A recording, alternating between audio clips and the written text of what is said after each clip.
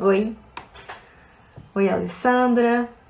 E aí pessoal, a gente vai fazer aqui hoje uma live com o professor Pedro Lenza. A gente vai falar dos impactos, constitucionais da crise do coronavírus. Oi, oi todo mundo. Gente, obrigada para quem já tá aqui. Tem muitas lives rolando, no Instagram em tempos de corona e é uma honra ter vocês aqui acompanhando nosso conteúdo. A gente tem colocado lives todos os dias aqui no JUS, gerado aí bastante conteúdo para vocês. A gente fez live já sobre direitos trabalhistas, para empreendedores, então tem vários assuntos aí, vocês podem acompanhar tanto aqui no nosso Instagram quanto no nosso YouTube. E é isso. Vocês estão gostando de acompanhar nosso conteúdo? Tem umas lives que foram muito bem. Oi. Tô um pouco tímida, gente. Fala aí comigo. Lua P. Marques. Oi, Vitor. Oi, Letícia. Que legal você aqui. Anne. Obrigada, meninas. A gente tem hoje lives concorrentes muito fortes, então quem tá aqui é porque tá realmente interessado, em aprender um pouco mais com o professor Pedro. Cadê ele, hein?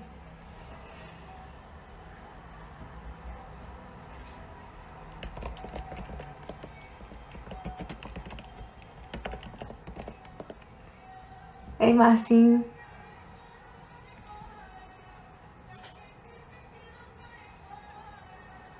A gente tá aqui esperando o professor Pedro. Não sei se todo mundo já conhece o Pedro Lenza.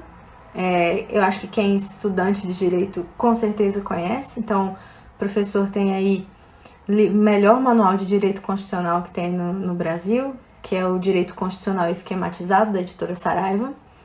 Já é uma obra super consagrada, com muitas edições, super bem atualizado, um trabalho impecável de curadoria de questões, uma obra que está sempre ali à frente, da concorrência em termos de atualização. O Pedro muito cuidadoso com isso e o pessoal da editora também.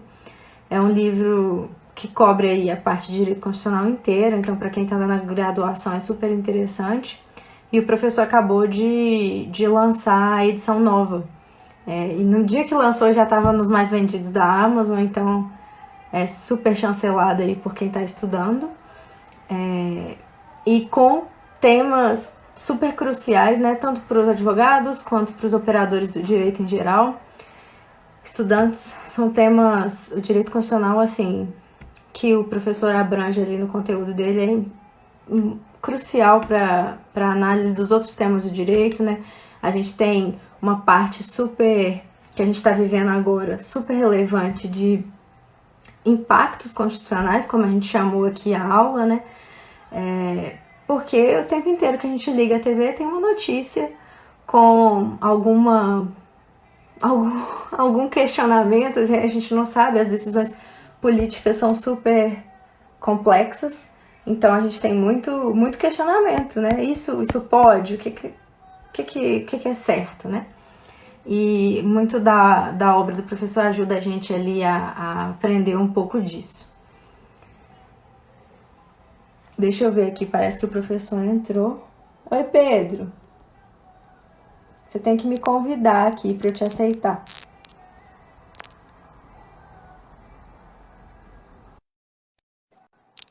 Vê aí se deu certo, professor. Agora sim. E aí? Que saudades, Pedro. Eu sou muito fã do professor, gente. Tudo bem, Laís? E aí, como é que estão as coisas? Bem. Você tá me ouvindo bem ou não? Tô te ouvindo super bem. Eu tô com o fone, não sei se o fone às vezes ele pode ficar ruim, mas é um prazer estar aqui com você. Desde o início eu já estava acompanhando e você colocou muito bem que hoje a gente tem uma concorrência muito complicada, Tem a live de quem que é? De algum cantor famoso aí, não é? A Marília Mendonça. Marília Mendonça, que já está 1 hora tocando, não é isso? Isso. Ela ia começar às 8 e eu nem sabia, mas eu falei, meu Deus do céu, então vamos ver. Se for seguir a live... Qual foi a outra live que aconteceu? Uma aí que ficaram praticamente 4 horas, a última. Jorge Mateus. Jorge Mateus. 3 milhões de pessoas ao vivo. Parece que a da Marília também já está assim. 3 milhões de pessoas ao vivo? Muita gente, muita gente. Então a gente está com uma concorrência difícil, mas os amigos que quiserem parar um pouquinho o show, sei que o show dela tá todo mundo ansioso, especialmente porque é em quarentena, mas podem vir para cá um pouquinho e a gente vai discutir os temas atuais do momento em que vivemos. Então, é isso aí. Eu queria agradecer, então, a essas quase 200 pessoas que estão aí, deixando de assistir por um pouco o show da Marília Mendonça, tá certo? Que vai confundir com o Jorge Mateus, que já foi da outra vez. Mas eu vi o finalzinho do Jorge Mateus, que eu tava na madrugada trabalhando. Eles foram até tarde, 4 horas. É muito legal, né? Esses cantores famosos aí, eles estarem dividindo o tempo deles, né? Eu acho muito legal. Eu acho também. Então vamos lá. Pessoas, mas eu acho que aqui a gente... não é a primeira vez, né, professor, que você enfrenta a concorrência aí. A gente já... Eu lembro quando a gente trabalhava junto lá na Saraiva, sempre um sucesso de edição de vendas. E eu lembro com muito carinho da vez que o seu livro passou o Harry Potter. Então, se a gente pode passar o Harry Potter... Então vamos pedir, né, Laís? Vamos pedir para o pessoal que está aí. E sei que todo mundo adora a Marília Mendonça. Marília Mendonça é uma pessoa só, né? Jorge Mateus, né? É que nem da minha época, Sandy Júnior, né? A Sandy se confundia com o Júnior e não se via. Mas brincadeiras à parte aí, fiquem à vontade para convidar. Vocês têm uma ferramentazinha aí que é o aviãozinho. Comenta os amigos, dá uma paradinha no show. Porque se já está 1 hora, a galera em confinamento, acho que, não sei se já está animada, né? Mas vamos ver se a turma agita para vir para cá. Mas eu estou à disposição. Um grande prazer estar aqui no Jus Brasil, uma grande alegria. Vários colegas lá da Saraiva agora sei que compõem a equipe. E, portanto, é uma grande honra ser o convidado da noite hoje no Jus Brasil. Eu que tenho feito as lives do Lenza e sempre convidando as pessoas, hoje sou convidado com muita alegria para falar do grande tema que a gente está discutindo. Então, estou à disposição do Jus Brasil e é uma grande alegria, Laís, especialmente por ser você a comandante aqui, uma pessoa que também tem uma profunda admiração, que foi muito responsável por um grande crescimento que eu tive lá dentro da Saraiva, quando você capitaneou o projeto do Saraiva à Prova, o OAB esquematizado e todo o crescimento das minhas obras, eu devo muito a você. Então, gratidão acima de tudo, muito obrigado. E estou à disposição. Não tinha como negar um pedido seu direto aí para a gente poder estar hoje aqui. Estou à disposição. Obrigada, professor. Eu acho que todo mundo... Eu conheço um pouquinho da história aí do esquematizado. Eu acho que vale a pena você contar para todo mundo da sua trajetória como autor. É uma história que eu adoro. Conta para todo mundo aí um pouco de como foi essa trajetória para a gente quebrar o gelo aqui enquanto o pessoal não chega. A história minha, ela é... Eu tenho uma postagem que eu fiz num programa da Saraiva, que eu postei lá no meu canal do YouTube. É interessante eu contar, porque eu comecei a minha vida tendo a certeza que eu iria para a área de exatas, porque eu nunca gostei de português, de humanas, nunca gostei.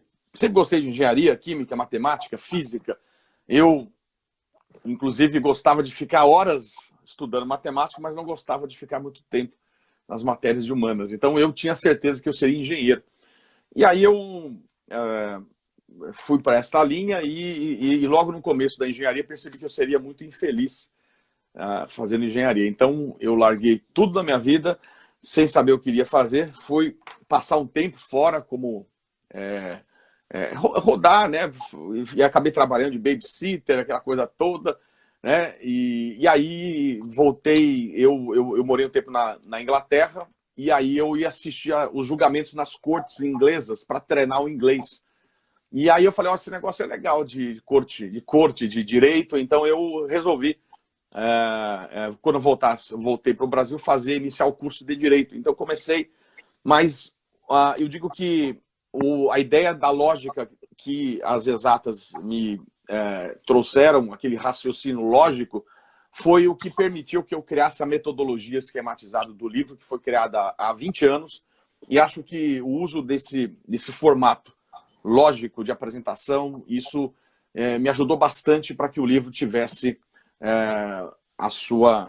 o seu sucesso. Então, foi isso. E aí, a vida seguiu e o livro está aí há 20 anos, né, nas nossas vidas. Muito bem. É a 20ª edição, então, essa que a gente está lançando agora. A 24ª edição. 24. Parabéns, professor. Muito obrigado, viu, Laís? Muito obrigado. Sério. Trabalho muito sério. Eu conheço o cuidado e a dedicação aí que você e a equipe também que cuidam aí do livro tem. Hoje é uma obra referência assim, para todos os estudantes. E me conta, eu acho que deve estar chegando muita dúvida para você aí no dia a dia de impactos, né? Tipo assim, professor, isso pode? Como que está sendo? Assim, imagino que todo dia tem notícia, né? Todo dia tem posicionamento. Os governantes estão vindo, os prefeitos, os governadores, o presidente, todo mundo se pronunciando, ministros, e imagino que isso está gerando muito assunto aí. Pano para a manga. Eu digo que hoje mesmo, né? Acabei de postar no meu Instagram um decreto de um prefeito de Itapira, um prefeito de um município pequeno, decretando o toque de recolher. Está lá no meu Instagram, está postado lá no @PedroLenza. E então você tem visto esses comportamentos que têm sido uma realidade, de prefeitos que estabelecem toque de recolher, prefeitos, por exemplo, que estão estabelecendo proibição, como aconteceu lá em, se não me engano, Minas Gerais, ou não me recordo, mas o prefeito determinou que maiores de 60 anos não poderiam sair de casa. Ou outro decreto que eu até postei lá em Poços de Caldas, proibindo que fossem realizados cultos religiosos. Então, tem sido uma grande discussão sobre o limite de atuação dos demais entes federativos. E este tema, certamente, ele vai ser pacificado na semana que vem. Por que eu digo isso? Porque o Supremo tem a pauta, que vai ser uma pauta histórica, porque trata-se aqui da primeira vez que a Suprema Corte vai julgar uma sessão, vai ter uma sessão de julgamento eletrônica, e está pautado para quarta e quinta-feira da semana que vem o julgamento dessas principais questões envolvendo amplitude dos demais entes federativos, questões extremamente relevantes. Então a gente percebe sim que vai acabar na semana que vem com esta insegurança jurídica que vivemos. Cada um resolveu tomar uma posição, cada um foi por um lado, cada um foi por um caminho, alguns agindo de maneira consciente, de maneira a realmente preservar a saúde das pessoas, outros terão até um comportamento, de certa maneira, político, e não convém aqui a gente ficar discutindo isso, mas é algo que a Corte vai estar resolvendo na semana que vem. Então a gente tem que ficar atento para essas pautas. Certamente eu quero abrir mais uma live, estou deixando reservado quarta e quinta da semana que vem, porque com certeza a gente vai ter temas importantíssimos resolvidos pelo plenário, porque o que se tem até aqui são decisões monocráticas de relatores, de questões que estão sendo resolvidas pela Corte, questões extremamente importantes, mas ainda não há manifestação plenária sobre a matéria. Isso acontece na semana que vem, então, portanto, a gente vai ficar atento, com certeza, a esses temas que a Corte vai resolver. Então, é algo que nunca se imaginou, nunca se pensou que pudéssemos viver isso na história. Eu tenho certeza absoluta que o Constituinte, quando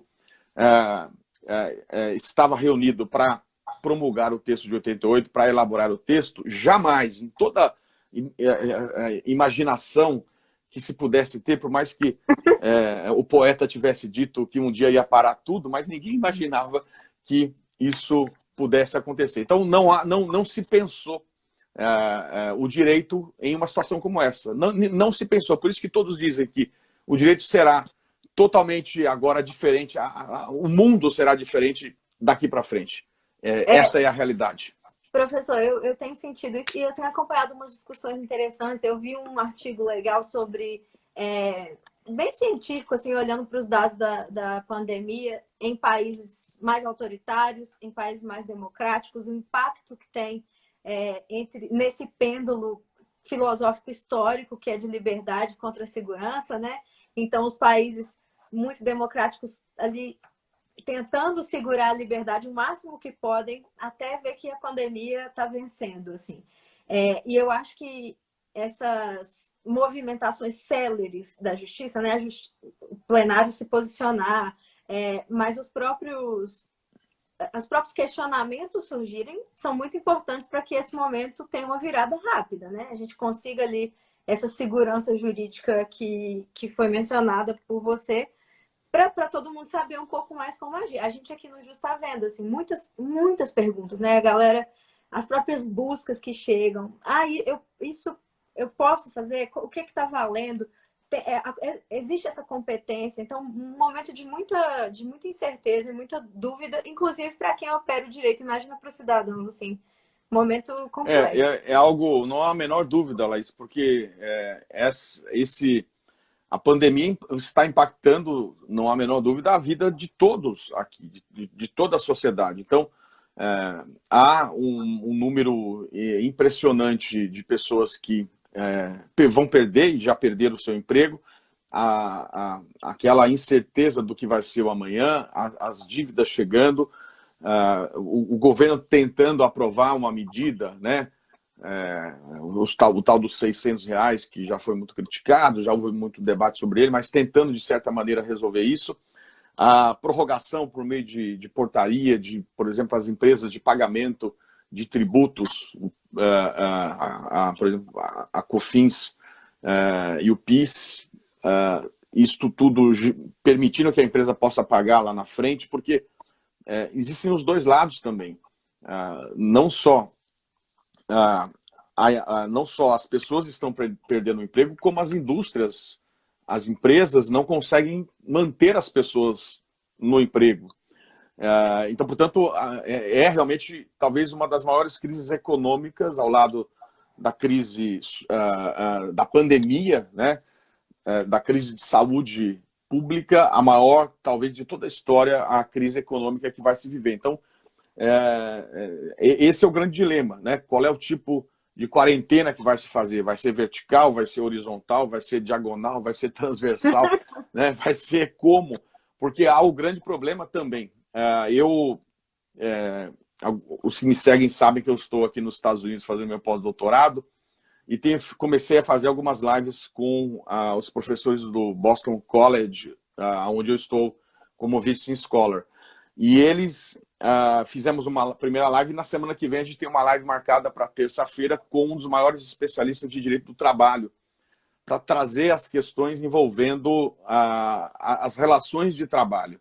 Só que aqui nos Estados Unidos, o modelo é muito diferente. É um modelo onde as garantias são bem menores e há uma realidade de que o Estado ele vai sustentar o que eles chamam de layoff, que é que foi a tentativa das medidas provisórias, né, a possibilidade de suspensão do contrato de trabalho.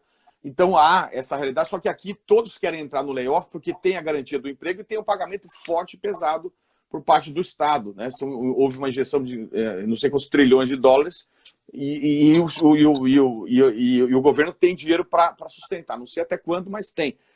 Mas não é a nossa realidade financeira no Brasil, porque essa é a grande crise que a gente está vivendo e aí a gente tem cada um correndo para um lado, essa insegurança, incerteza, decisões num caminho muito claro, no sentido de que o presidente da República tem uma visão mais liberal, enquanto que a maioria dos Estados-membros e das prefeituras, claro que tem outros em sentido diferente, mas a maioria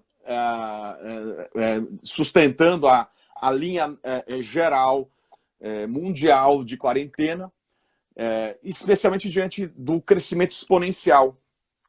A grande questão que se tem, a grande problemática, é o crescimento exponencial das mortes por conta do Covid-19. Você vê, eu estou aqui em Boston e está assustador aqui o clima, porque muito próximo daqui em Nova York você tem algo que nunca se imaginou. Imaginar que corpos estão sendo colocados em frigorífico porque não tem onde mais colocar. Corpos vão ser enterrados em parques públicos porque não tem onde colocar mais as pessoas lá em Nova York. Então, é algo impressionante. Aqui onde eu estou, eu posso afirmar que nos Estados Unidos a gente está talvez 3 semanas na frente da pandemia. São 3 semanas, eu acho. Aqui está a mais. Então, pode ter certeza, essa ideia de suspensão de aula das crianças até 20 de abril, esquece. Os pais aqui, eu tenho 3 filhos, você sabe disso, a galera me acompanha. É uma loucura, esse negócio de homeschooling é algo que, meu amigo, vocês não têm ideia. Esportes, o homeschooling. A professora da minha filha, eu não sei se tem você que conhece bem de internet, tem um menininho que ele faz assim, não sei se você lembra o menininho que... Como é que chama isso? Como é que chama esses meme, né? O menino faz assim. Aí a professora da minha filha mandou homeschooling, yes. Eu falei, minha amiga, yes. Você não tem ideia o que está acontecendo aqui dentro, minha amiga, né? Com 3 crianças, com Zoom, cada um no horário, a molecada destruindo tudo. Então, eu já estou alertando. Quem é pai e tem criança em casa, esquece, 22 de abril não voltou ninguém. A gente está 3 semanas na frente. E aqui cada vez mais o chamado lockdown, o fechamento, tudo fechado, dá medo, a sensação é muito triste do que estamos vivendo. E isso vai ser a realidade no Brasil, porque não tem como segurar, não tem como você manter essa situação ou não manter o afastamento, porque senão acontece o que aconteceu na Itália, acontece o que está acontecendo em Nova York, e acontece o que aconteceu em muitos países, na Espanha. Então, esse é o problema. A gente não há como pensar em vou liberar geral. O Brasil não pode parar. Se não for parar, é muito complicado. Mas, por outro lado, a economia vai explodir, vai muita gente morrer de fome, porque não tem... Esse é o lado tenso, estou vendo a Janine falar, tenso da situação, porque, por outro lado, você tem as pessoas, as famílias morrendo de fome, porque não tem como trabalhar. Esse é o grande dilema. E o Estado, ao injetar R$600, não segura. Não segura como você vê em alguns países que têm mais dinheiro, que consegue sustentar por um tempo maior. Então, esse é o grande dilema. Agora, eu, sinceramente, você não vê perspectiva. Dá realmente muito medo de tudo que está acontecendo. Um momento, eu vi, por exemplo, está em Boston, eu vi pessoas de Houston falando, pessoas de Nova York. São cidades que têm grupos médicos super relevantes, que têm melhores hospitais do mundo. Se essas cidades estão amedrontadas e preocupadas, aqui no Brasil a gente tem mais do que motivo para ficar preocupado também. Essa questão do homeschooling, né? Interessante que essa questão tinha sido muito debatida no Brasil, né? As pessoas estavam debatendo a possibilidade de homeschooling no Brasil, e agora eu estou vendo um movimento engraçado das pessoas um pouco, pelo amor de Deus, crianças voltem para a escola, porque é muito... Eu digo 2 coisas. Primeiro que se a decisão do homeschooling fosse hoje, eu tenho certeza que a decisão seria outra, porque o Supremo proibiu. E 2, eu já dei férias para os meus filhos, tá todo mundo de férias aqui. Já acabou. Mas não é fácil, não, né? Olha, o concurseiro Avani está falando, os Estados Unidos não tem saúde pública. O problema também aqui é muito grave. Porque, queira ou não, o SUS, eu posso afirmar que eu sinto que tá bem à frente do que a realidade de saúde pública aqui. Não há como negar. Até pelos atendimentos, né, que a gente tem, as UPAs, isso possibilita ali uma quebra, não vai todo mundo para o mesmo hospital, etc. Tem um pouco mais de contenção do vírus nesse sentido. Mas, professor, voltando aqui para o ponto jurídico, né, que a gente começou falando de conflito de competência e etc. Eu queria que você falasse um pouco sobre esse assunto, né? Quando Bolsonaro adota medidas, por exemplo, de isolamento social diferentes da OMS, a gente viu aí alguns posicionamentos sobre isso, esses embates entre governadores, Congresso e presidência. Queria ouvir um pouco o que você tem a dizer sobre isso. Eu antes de começar a live, até vale a pena, eu já postei sobre isso, e eu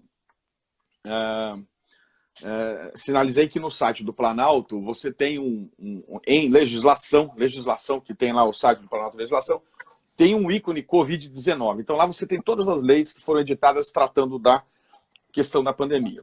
Aliás, também para acompanhamento, vale a pena olhar o Supremo, que tem uma planilha Excel de tudo que ele está julgando envolvendo a pandemia. Mas no tocante à legislação, eu fiz aqui um levantamento rápido, à mão mesmo aqui, e existem hoje, no plano federal, duas leis ordinárias tratando sobre a pandemia. A primeira, talvez a mais importante, é a 13.982, corrigindo, a 13.979 do dia 6 de fevereiro de 2020. Essa talvez seja o grande ato normativo a ser observado, 13.979 do dia 6 de fevereiro, que trata sobre medidas de enfrentamento da crise. E existe a segunda lei, ela muito específica e pontual, a 13.982, de 2 de abril de 2020, recente. Portanto, semana passada, tratando do benefício de prestação continuada, que o ministro Gilmar suspendeu mediante liminar. Duas leis ordinárias apenas. Aí você tem 16 decretos presidenciais. Então é interessante o número, 16 decretos presidenciais. Você tem 19 medidas provisórias tratando do assunto. 19 medidas provisórias. Você tem 10 instruções normativas disciplinando o assunto.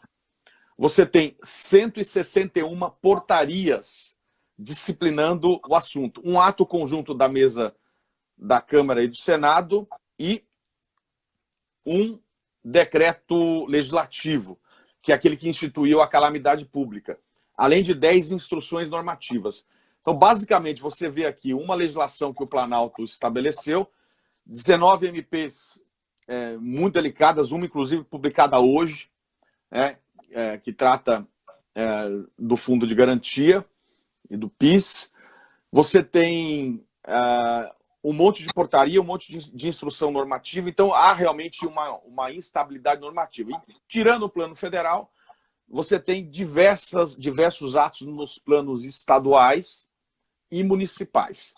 O primeiro ponto que vai ser observado isso vai ser resolvido semana que vem pelo Supremo.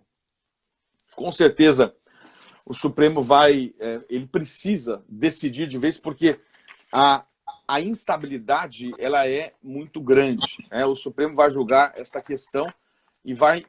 deixa eu até ver se eu acho rapidamente. A decisão vem na linha da liminar do ministro Marco Aurélio, não está aqui agora, mas ele vai discutir esta questão. O ponto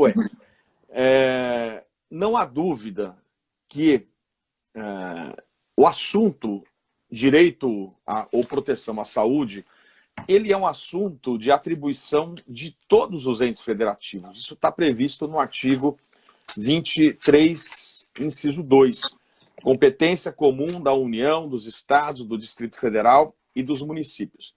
Esta atribuição do 23 é uma competência não legislativa. É uma competência administrativa governamental. E alguns ministros têm chamado isso de competência legislativa. Na verdade, não é uma competência legislativa, é uma competência administrativa de todos os entes, União, Estados, Distrito Federal e municípios que têm competência para cuidar de saúde. Então, portanto, você não pode dizer, isso é só competência da União, isso aqui é competência do município. Não, todos têm a responsabilidade de cuidar de saúde pública. Então, portanto, não dá para imaginar que não se possa pensar que os demais entes federativos não possam disciplinar. O problema é qual é o limite dessa disciplina, até onde eles podem ir, até onde os demais entes federativos podem chegar sem que isso invada a competência especialmente aqui da União, que normatizou de modo amplo. Então, o que me parece vai acontecer? Há um dado importante, que é o artigo 24, inciso 12.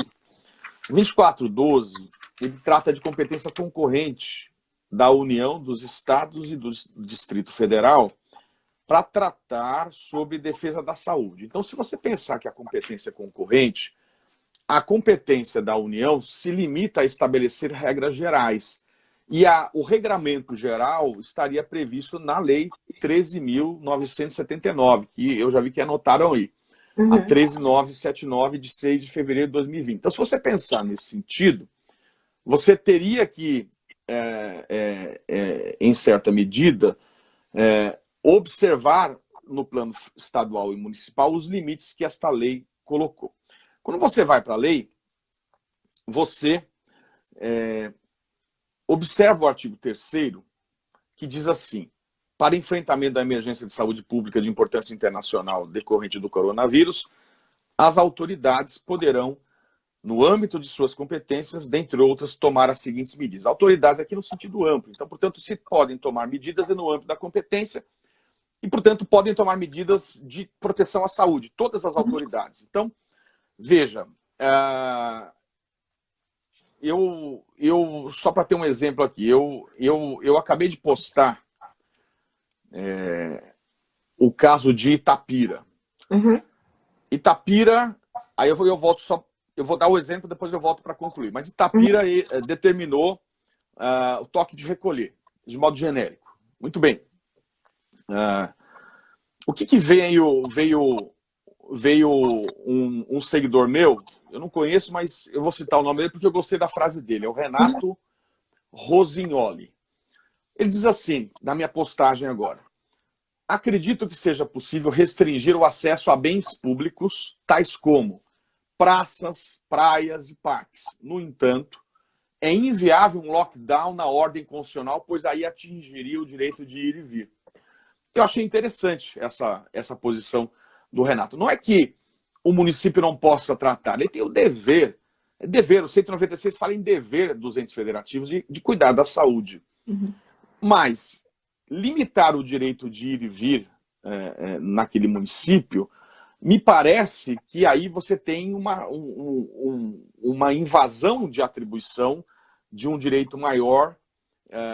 Me parece que aqui houve um abuso por parte do decreto do prefeito.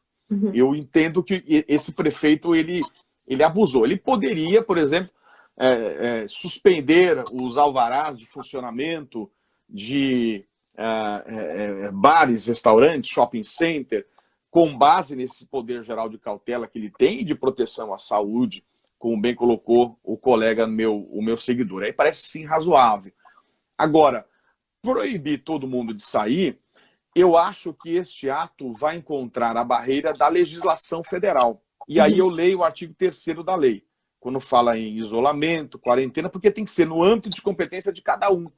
Não pode o prefeito, ele pode tratar, mas ele não pode avançar.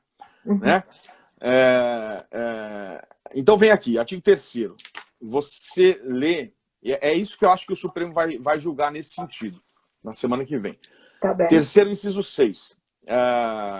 Dentre as medidas está a restrição excepcional e temporária, conforme recomendação técnica e fundamentada da Anvisa, no tocante à liberdade de ir e vir. Então, o que a legislação colocou é a necessidade de, sim, é possível você restringir, mas com base em recomendação técnica e fundamentada da Anvisa. O parágrafo 1º da lei diz: as medidas previstas neste artigo somente poderão ser determinadas por todas as autoridades, portanto poderia ser uma autoridade municipal, com base em evidências científicas e em análises sobre informações estratégicas em saúde, e deverão ser limitadas no tempo e no espaço mínimo indispensável à promoção e à preservação da saúde pública. E o parágrafo 7º diz que as medidas previstas nesse artigo poderão ser adotadas pelo ministro da Saúde, pelo Ministério da Saúde. Aí fala também pelos gestores locais de saúde, seria o caso, desde que autorizados pelo Ministério da Saúde. E aí parece, então, até olhando a liminar do ministro Marco Aurélio e algumas liminares do ministro Dias Toffoli em suspensão de segurança, que eles vão por este caminho. Não é que não possa o município tratar da matéria. O município pode, tem o dever de tratar da matéria, mas parece que eles vão sinalizar na semana que vem a necessidade de uma coordenação nacional de enfrentamento da pandemia.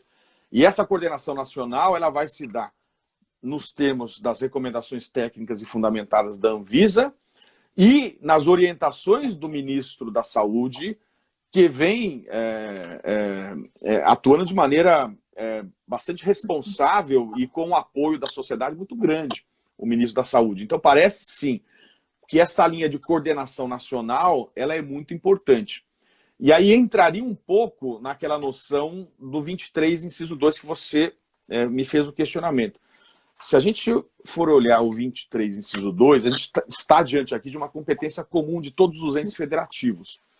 O parágrafo único do 23, sabendo que pode ser que surja conflito de atribuição, como é o que está acontecendo, a União pensa de um jeito, o Estado pensa de... Veja o Estado de São Paulo, veja o governador de São Paulo e o presidente da República. Uhum. O choque evidente. O que não é bom, não é bom. O momento é de união, o momento não é do que está acontecendo. Então, o que o Constituinte pensou?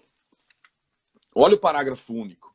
Leis complementares fixarão normas para a cooperação entre a União, os estados do DF e os municípios, tendo em vista o equilíbrio do desenvolvimento do bem-estar em âmbito nacional.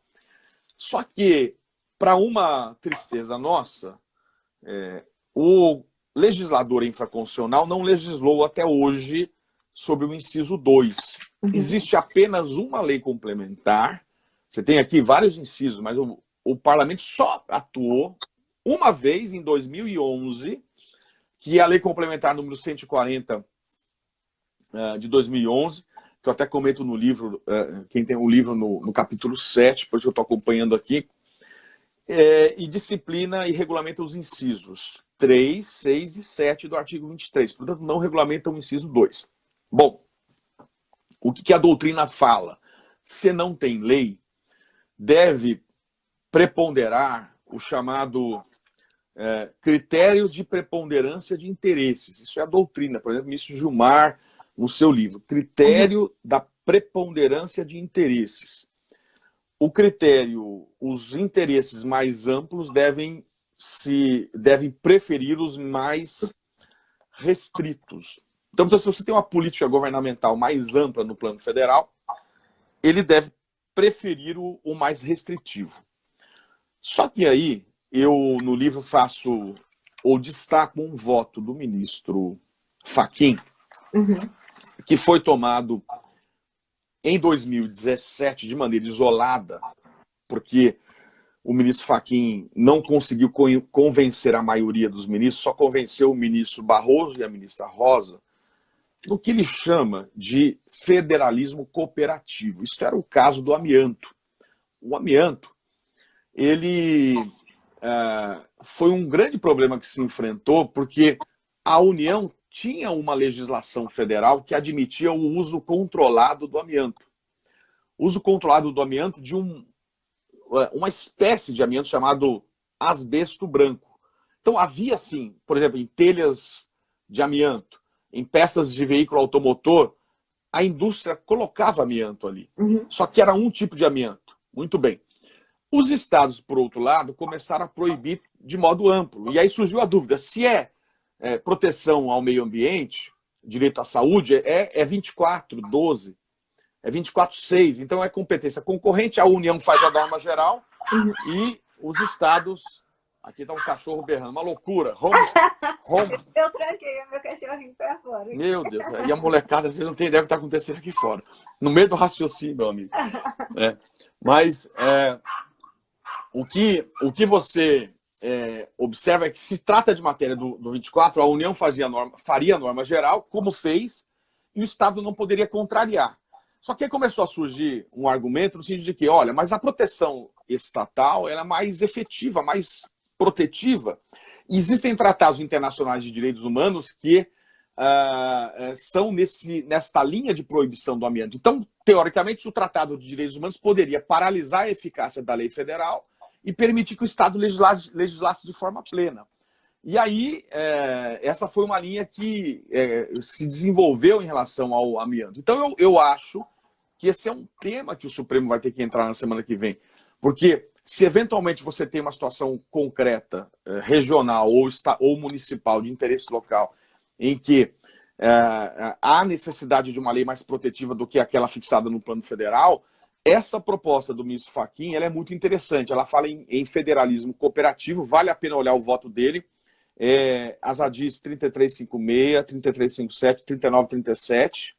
Vou repetir, 3356, 3357, 3937. E a DPF 109. E ele fala em observância dos preceitos da subsidiariedade e proporcionalidade. E ele diz assim, olha, vou pedir licença para colocar as aspas aqui. De acordo com a primeira subsidiariedade, o ente político maior deve deixar para o menor tudo aquilo que este puder fazer com maior economia e eficácia. Já de acordo com a proporcionalidade, é preciso sempre respeitar uma rigorosa adequação entre meios e fins. A proporcionalidade poderia ser utilizada, portanto, como teste de razoabilidade para soluções de problemas envolvendo competência de nítida orientação constitucional. Então, ele propõe, sim, aqui, uma possibilidade de se pensar num outro critério que não apenas o da preponderância de interesses nesse conflito. Mas a gente vai realmente encontrar o enfrentamento, porque no caso de precedentes que existem até hoje, esta tese não vingou. É o caso aqui que eu coloco no livro, por exemplo, de leis estaduais que proibiam ou que estabeleciam o bloqueio de celulares em presídio. Só que aí o Supremo falou, não, isso é direito de telecomunicação, então, portanto, não pode o Estado tratar da matéria. Então, até hoje, essa tese não vingou, mas é algo para se pensar, sim. Né? Se você tem uma situação em que haja uma necessidade regional, porque, veja, o país ele é muito vasto. Você tem situações onde a pandemia está acontecendo e outras onde não tem um caso de Covid-19. Então, é algo para se pensar também. Mas o que eu sinto é que a linha a ser adotada, eu já vou abrir para você, desculpa, Laís, é esta linha das liminares que já vieram do ministro Marco Aurélio, do ministro Dias Toffoli, no sentido de que haverá a orientação, até na linha do 24, de uma coordenação nacional, e esta coordenação nacional partindo da Anvisa e do Ministério da Saúde e do ministro da Saúde, no sentido de coordenação, para que então o 23 tenha um sentido de cooperação entre os entes federativos. Mas é algo bastante delicado. E claro que medidas como essas que a gente tem visto de decreto, esses decretos não têm sentido, não tem razoabilidade, não tem lógica, esses decretos de proibir toque de recolher. Aliás, eu quero ouvir você, que você também é especialista em direito, a gente sabe disso, formada pela Federal de Minas, mas eu queria também discutir, até propus agora na minha postagem, os mecanismos de se enfrentar esses decretos municipais que estabelecem toque de recolher. Como fazer isso? Qual é a medida judicial? Mas me diz o que você ia falar. Não, eu queria te perguntar nessa linha também, porque por dois motivos. O primeiro, a gente viu aqui em Belo Horizonte, o nosso prefeito aqui em Belo Horizonte fez algumas regras relativas ao alvará de funcionamento de shopping, restaurante, etc.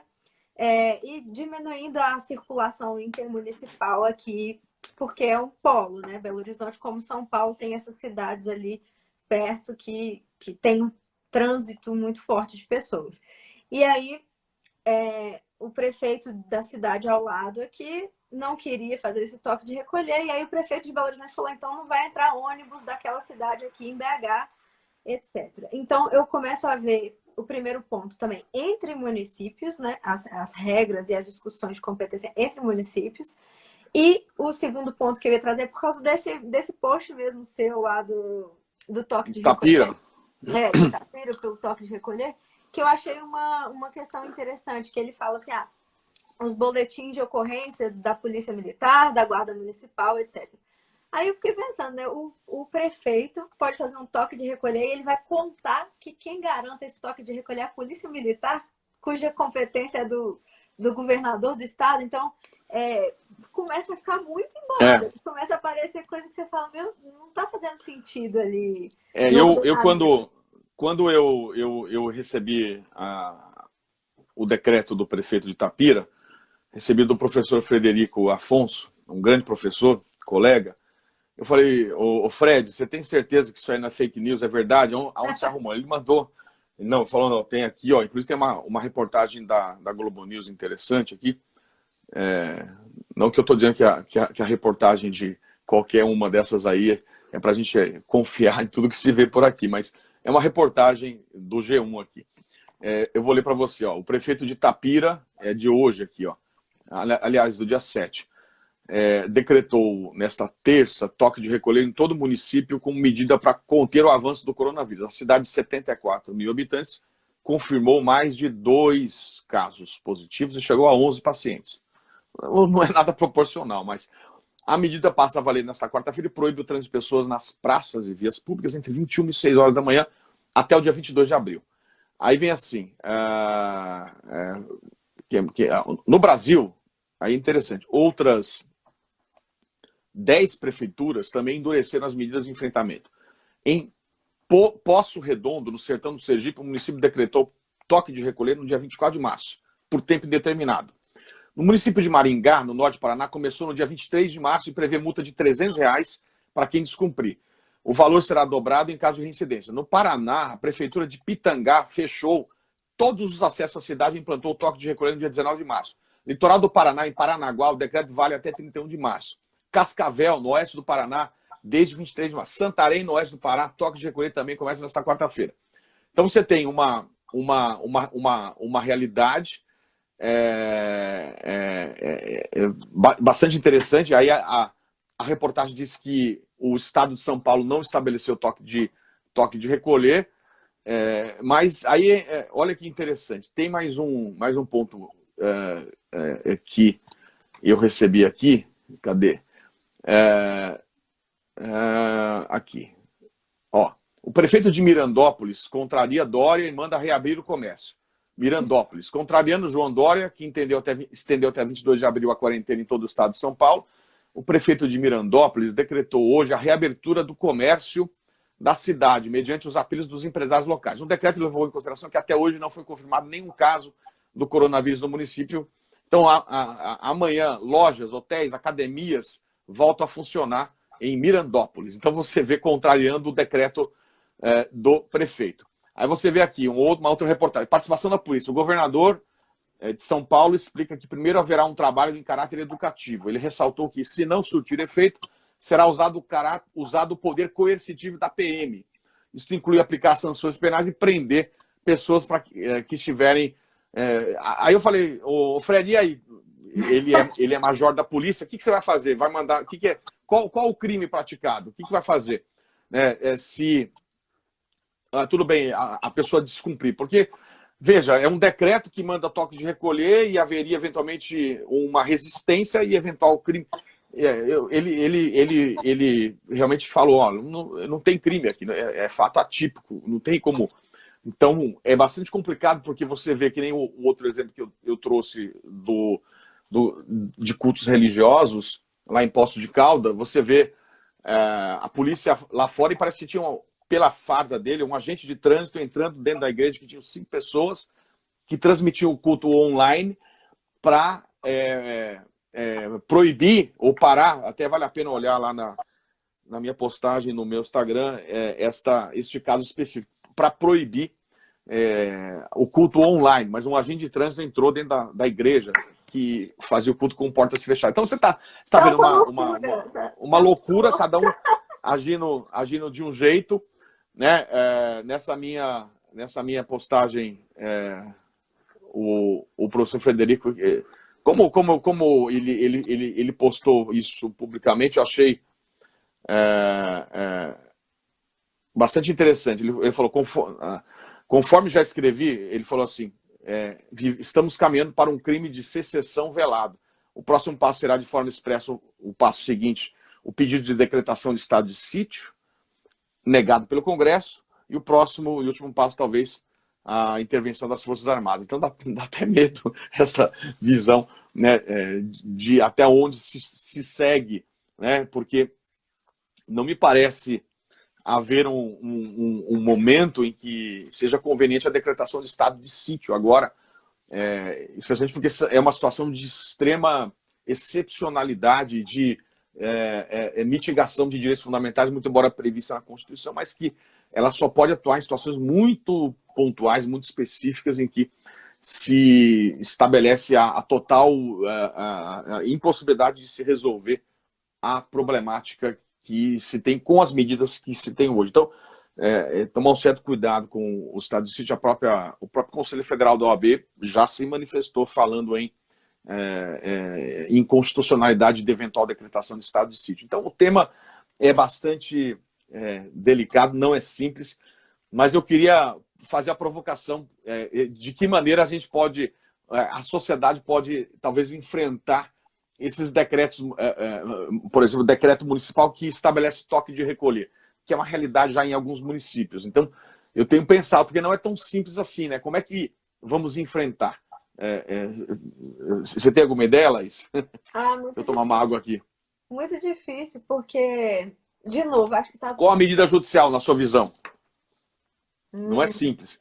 Não é... Olha o que eu estou pensando.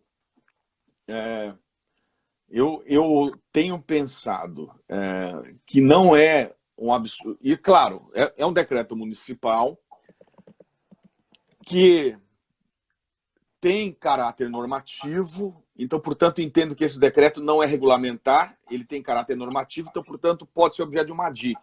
Uhum. No Supremo, aliás, no Supremo não, é decreto municipal, uma ADI no TJ, é um ato normativo de caráter municipal. O Fontes falou em ADPF, concordo, a ADPF parece uma medida, já havia visto alguém falar em reclamação constitucional, me parece uma medida também, então eu colocaria a ADI no TJ, a DPF no Supremo, reclamação constitucional no Supremo, mas há uma... essas dependem de legitimados que, às vezes, politicamente não têm interesse. Eu estou pensando no cidadão, né?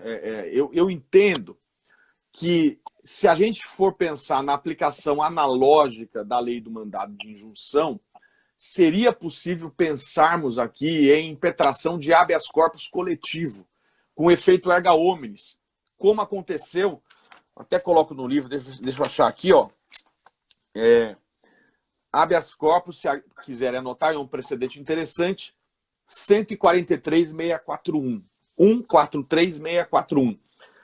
Este habeas corpus, ele é o primeiro caso em que admite o habeas corpus coletivo no Brasil. Uhum. E existem vários argumentos, e há um parecer muito interessante do professor Daniel Sarmento, lá do Rio de Janeiro, que diz o seguinte, eu coloco isso para quem está com a edição 23 do livro, na página 1292. A 24 não chegou para mim ainda, mas já está nas livrarias, né? Frete internacional. Isso, o pessoal não mandou ainda. Tá faltando verba para mandar meu exemplar aqui. Estou pedindo para a turma mandar. Mas vai chegar, se Deus quiser. Mas olha o que ele fala. O instrumento processual do habeas corpus deve ter amplitude correspondente às situações de ofensa ou de ameaça à liberdade de ir e vir sobre as quais pretende incidir. Se a ofensa à liberdade for meramente individual, habeas corpus individual. Agora, se a ofensa ao direito de locomoção, que é o caso de ir e vir, apresentar perfil coletivo, o ajuizamento do habeas corpus coletivo é a providência que realiza o direito à efetiva tutela jurisdicional. Então, é um caso típico aqui de ofensa ao direito de locomoção, não individual, de alguém que está preso, ou de alguém, uma situação específica, mas é uma afronta ao direito de ir e vir de caráter coletivo. Então, portanto, acho sim, olha a Emanuele colocando aí, que o habeas corpus coletivo seria um instrumento bastante interessante para se pensar além dessas medidas de controle concentrado. Uhum. E aí, não acho que é um mandado de segurança, né, porque está relacionado à liberdade de ir e vir aqui, e, portanto, a liberdade de locomoção mesmo, como estão colocando. Então, eu ficaria com habeas corpus coletivo. Então, é algo para se pensar, algo para realmente avaliarmos, porque é um problema que se tem nessas cidades, né? O toque de recolher. Teoricamente, eu não tenho que falar mal de nenhum agente aqui, o agente que cumpre, ele cumpre uma ordem ele é obrigado a cumprir. O problema é que o prefeito baixou o decreto e aqueles que estão cumprindo a ordem estão cumprindo, né? O número do HC, eu até, deixa eu voltar para a página aqui, ó, é 143.641. 143.641. É o primeiro precedente que se tem até hoje, o único e primeiro sobre habeas corpus coletivo, porque olha que curioso, não tem lei, não tem previsão. Mandado de segurança individual e coletivo, mandado de injunção individual e coletivo, habeas corpus só individual. E aí você pode até resgatar a teoria brasileira do habeas corpus e pensar em algo mais amplo, sim. E a aplicação analógica, já que não é para inventar, a aplicação analógica da lei do mandado de injunção. Sem dúvida, não tem a menor dúvida que isso seria possível, sim, viu? Mas muita coisa a gente tem que pensar. E claro que, no fundo, esses atos federais, eventualmente, vamos colocar assim, mais liberais, serão, sim, também apreciados pelo Supremo, sim. E também o parlamento tem um papel muito importante aqui, né? Você vê, eu quero até deixar claro, porque eu fiz uma postagem envolvendo uma fala do ministro Gilmar, dizendo que vale a pena olhar isso, gente, porque a gente tem já poucos minutos, né, Laís? Você está controlando aí? Tô 5 minutos, mas só que a gente abre de novo aqui. Mas o que é bem rápido esse ponto. Vai lá. Quando eu fiz a postagem, disse o ministro Gilmar que não seria nem não muito adequado, né? Ele fala publicamente uma manifestação de ministro do Supremo, mas ele disse que nenhum ministro seria louco de contrariar uma orientação da OMS em relação à necessidade de quarentena. Então, dando a entender, mas talvez tenha que ficar muito claro que aí foi uma confusão, todo mundo discutindo. Na verdade, em nenhum momento vai se pensar que o fundamento constitucional para, eventualmente, derrubar uma medida mais ampla do presidente é uma orientação da OMS. Jamais vai se... Como se a OMS fizesse parte aqui do nosso critério. Não é, então... Não é. Até aproveitar esse espaço aqui, porque, olha, em nenhum momento eu penso que o fundamento de uma decisão do Supremo contra uma medida do presidente da República mais liberal será a resolução da OMS. Jamais você pode pensar nisso, mas você vai partindo de uma orientação de uma Organização Mundial de Saúde, de um comportamento mundial em relação a essa situação, é óbvio que você vai ter que encontrar o fundamento na Constituição. E o fundamento na Constituição é a proteção à saúde, porque a experiência empírica, olha o que diz a lei aqui, ó, as evidências científicas, as recomendações técnicas da Anvisa sinalizam tecnicamente que é fundamental o isolamento. Então, portanto, em nenhum momento, com essa minha postagem, eu estou sustentando que o fundamento para o Supremo decidir será, né, uma orientação da OMS, né?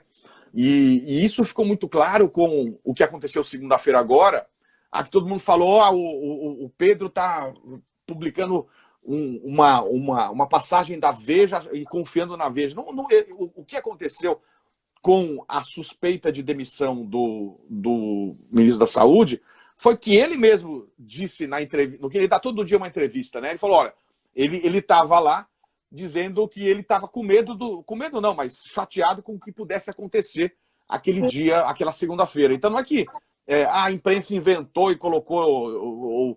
o próprio ministro falou, eu não sei o que vai acontecer comigo, então eu vim preparado para ser demitido, exonerado, né? Então, um minuto, nossa live vai cair aqui. Pessoal, a gente abre de novo. Quem tá aí, vocês vão ter que clicar no perfil de novo para continuar assistindo o que o professor está falando. Desculpa interromper, professor, porque senão vai cair e o pessoal não vai entender nada. Então, quem está assistindo aqui, entra no JUS de novo, no perfil do professor, que a gente vai continuar aqui, para o professor não ser cortado abruptamente aí do raciocínio, tá bem? Tá, mas eu preciso mais. É só para a gente concluir, porque basicamente eu acho que já conversamos tudo que. Mas vamos lá.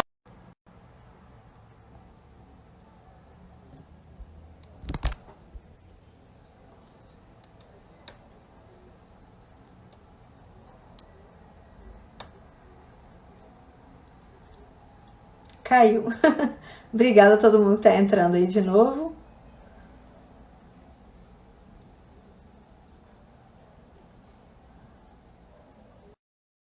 Um raciocínio. Aí, Bom, voltando professor. aqui. Tá tudo bem aí? Tá Tudo boa. certo.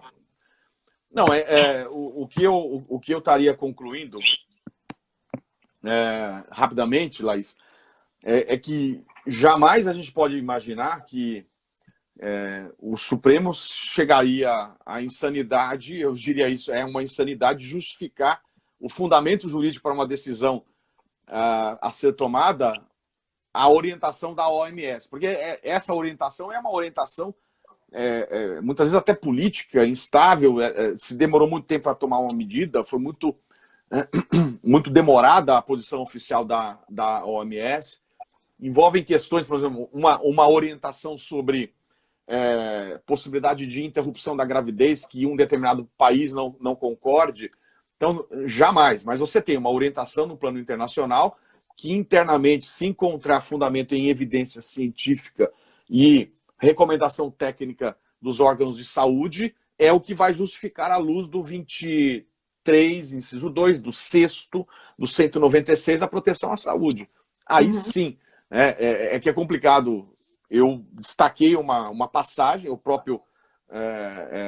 própria revista que fez a entrevista, o webinar, destacou, por isso que eu fiz o mesmo, mas não dá simplesmente para você dizer que aquilo vai ser o fundamento. Então, esse é o ponto muito importante que me parece que a gente tem que tomar muito cuidado. Né? Orientação da OMS não é fundamento jurídico para a decisão do Supremo, senão aí eu vou largar tudo, né? Se tiver que ser isso, né? Vai ter que estudar tanta coisa, né?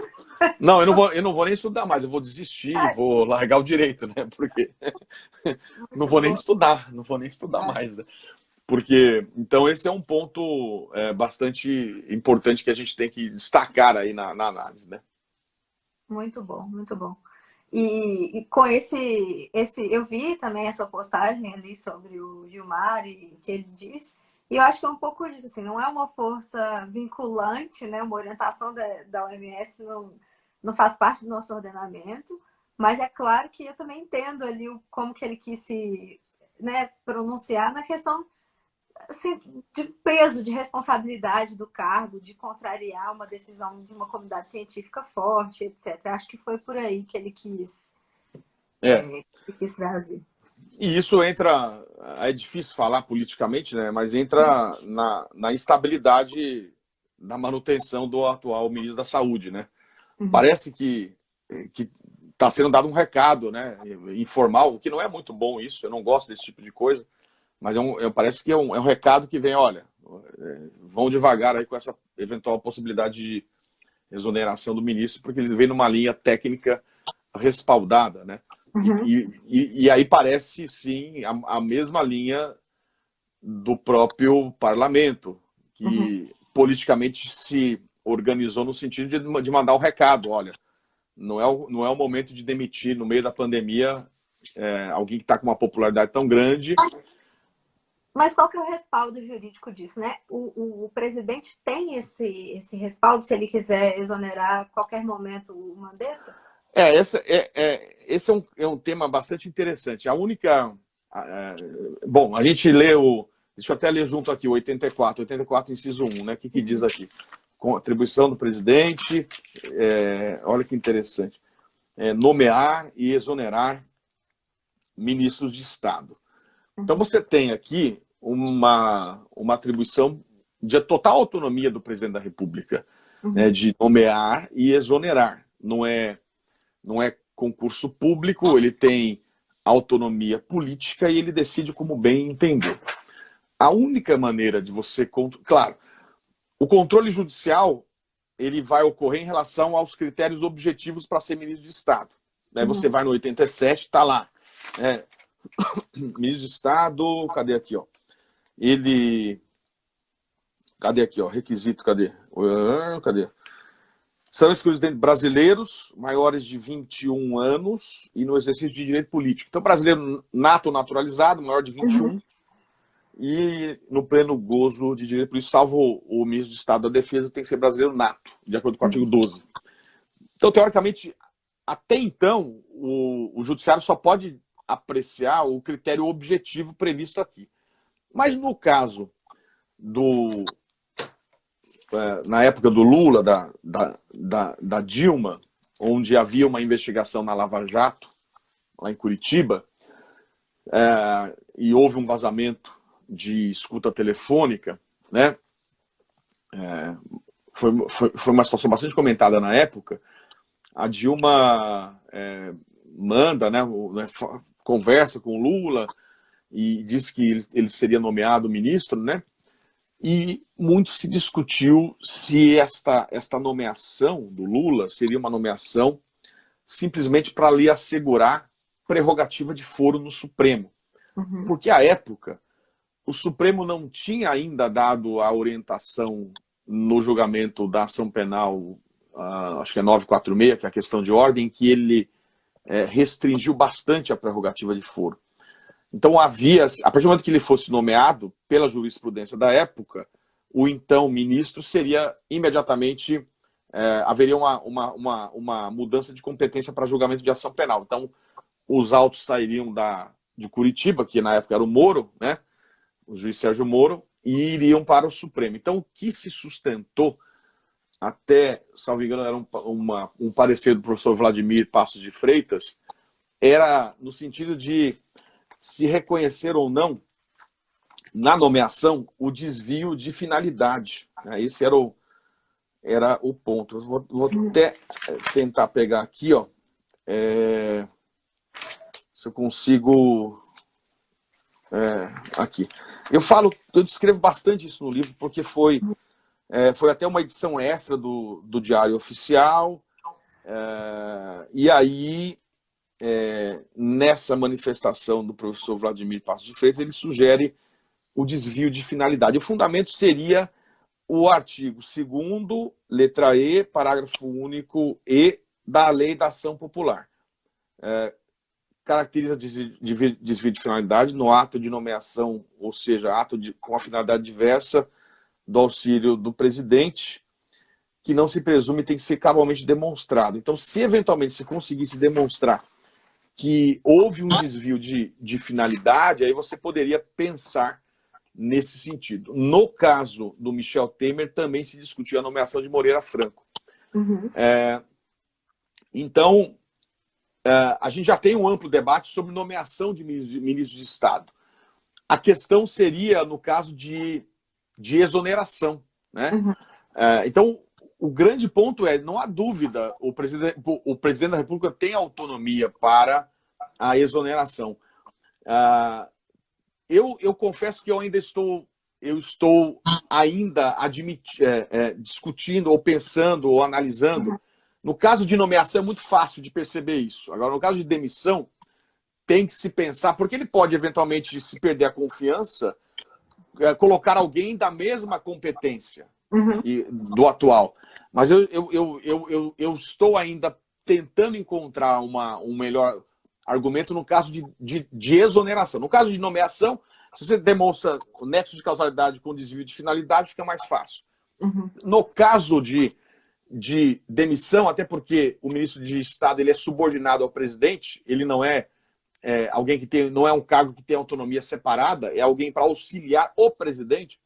Então, não é tão simples assim, porque se o presidente perder confiança, é algo que eu estou pensando um pouco melhor nessa ideia no caso de exoneração, né? Mas não é tão simples assim. Eu prefiro ainda não me posicionar de maneira tão categórica como no ato de nomeação é mais fácil. No ato de exoneração, por ser alguém de confiança, porque veja, se a relação chega num ponto em que o presidente não consegue mais ter o apoio desse ministro, chega num ponto insustentável em que perde todo o sentido, né? Então, não é tão simples assim. Mas é algo que eu acho que não vai acontecer ainda, porque não me parece esse o momento. O presidente, se é o caso, se é verdade o que o próprio ministro falou, no sentido de que ele não sabia se iria continuar, né? Se ele sentia isso, então se esta é a realidade, e então se a realidade é que o presidente voltou atrás, não é um momento, não há momento para a demissão dele. A não ser que chegue num ponto aí, não digo no futuro ainda, mas agora não é momento, né? Não há momento. E é uma questão que está muito interligada com a política, né? Aqui não é uma mera questão jurídica do que é permitido, do que não é possível, etc. Tem uma questão política muito forte do apoio do presidente, dos panelaços. Então, o momento fervendo, né? Assim, tá tudo muito, muito intenso. Não é uma mera questão jurídica, não. Professor, a gente tem muito assunto ainda para falar. Eu espero que você tope voltar aqui daqui a um tempo para falar mais. Vamos marcar. Especialmente porque vem muita coisa aí. Semana que vem a gente tem que acompanhar. Muita coisa vem, mas eu acho que é isso. A gente tem procurado fazer algumas lives. Um trabalho muito interessante. É isso.